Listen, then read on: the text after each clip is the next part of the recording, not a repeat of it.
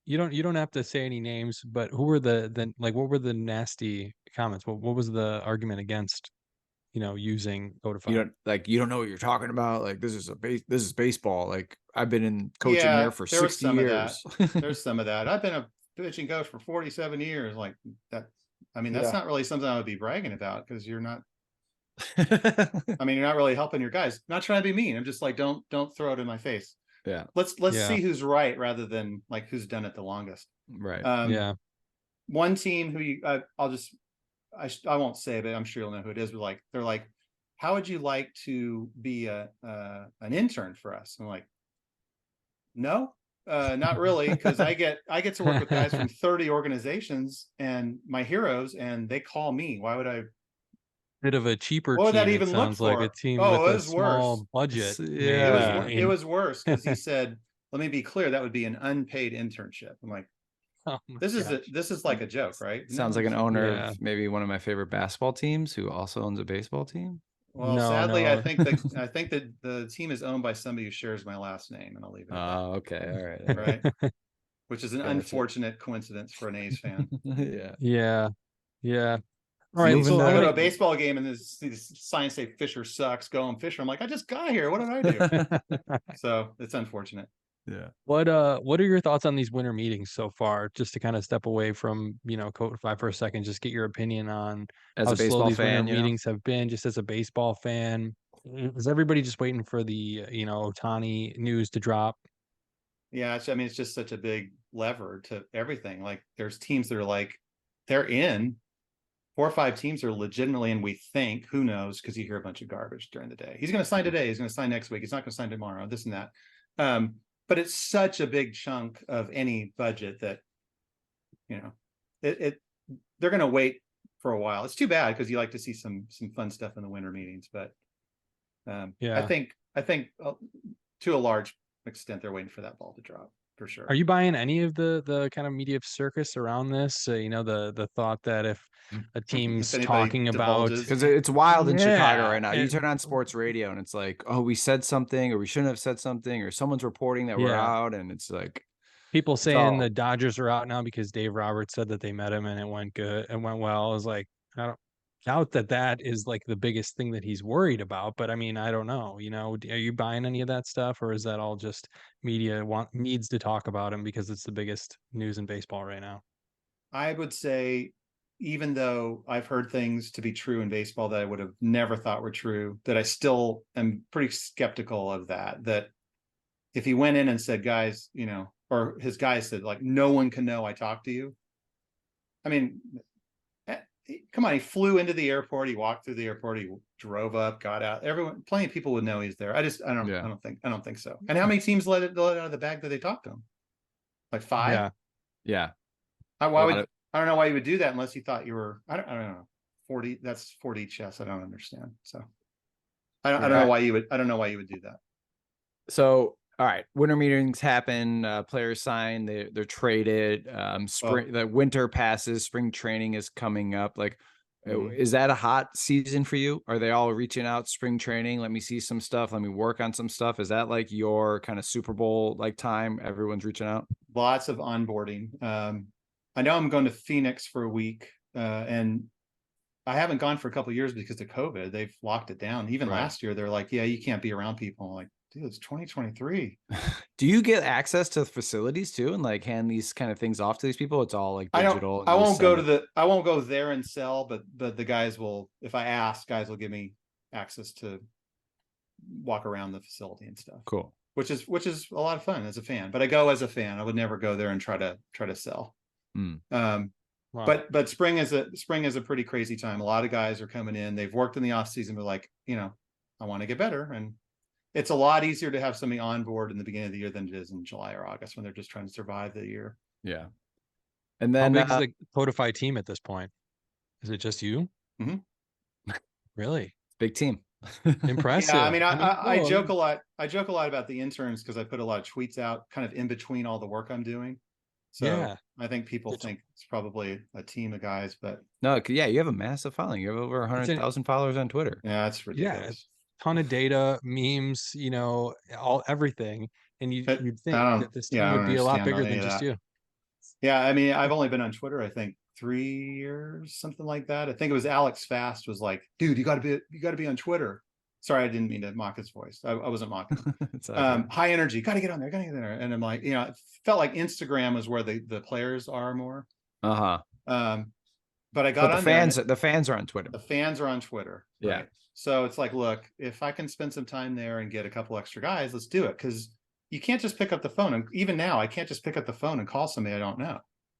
I got to figure out how to get them to call me, or sometimes these guys who I work with will go pass something on for me. Just pass this on. I have to, I'm friends with a lot of agents, different coaches, and just trying to word them out.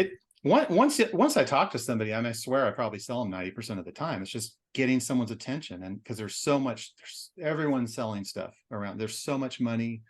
And so many people selling garbage out there, and just these guys have shut off to the white noise. So it's a challenge. Because I know, like, the way you're approaching this, and our hometown team, they have a pitch lab, and we hear about it in the broadcast. We hear about it in like spring training, like, oh, the Cubs pitch lab. They created this a couple of years ago, invested a bunch of money in it. I don't know to the technology that they're using. I don't know if it's just similar things that you're providing, but can we get you on our team? Can we have you hook up with some of the Chicago Cubs if you're listening? Like, codify it up. We need some winning baseball this year. We need, some of our pitchers to bounce back. Yeah, I really think this guy's the limit for this thing. And Michael, I just want to thank you so much for coming on our show. Again, he's Michael Fisher. He's the founder of CODIFY. You can find CODIFY on Twitter at CODIFY Baseball. Michael, thanks so much for joining us. Thanks for having me. Have a great night. And I'm going to go finish this now. Appreciate it. You too. Take care, guys. All right. Thanks again to our guest today, Michael Fisher. He is CODIFY. He is the founder of CODIFY. He is on Twitter at CODIFY Baseball. Just a wealth of information. Really enjoyed talking and getting to know him today. Yeah, super fun conversation. Yeah, but that's our show. Again, thanks to Michael for coming on. For Evan Bierman, I'm Dan Slowick. You've been listening to the Domestic Draft Podcast. If you're listening on Spotify, don't forget to rate the show. You can find us on Twitter at Domestic Draft, on Instagram at Domestic Draft Podcast. Our website is domesticdraft.com, and you could watch the show on YouTube. Just search up Domestic Draft and drop us a sub. Thanks again for listening. Cheers.